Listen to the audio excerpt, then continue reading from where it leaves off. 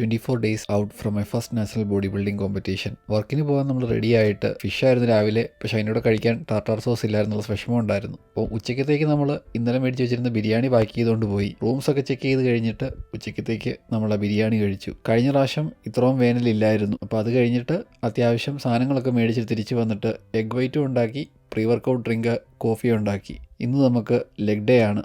അപ്പം ഈ pre workout ഡ്രിങ്കും ഫുഡും കൂടെ കഴിച്ചിട്ട് നമ്മൾ നേരെ ജിമ്മിലെത്തി. ലൈങ് ലെഗ് റൈസസും അതിൻ്റെ കൂട്ടത്തിൽ ഹാഫ് ക്രഞ്ചസും 4 സെറ്റ് 25 റെപ്പറ്റീഷൻ, സീറ്റഡ് ട്വിസ്റ്റ് ഒറ്റ സെറ്റ് 200 റെപ്പറ്റീഷൻ.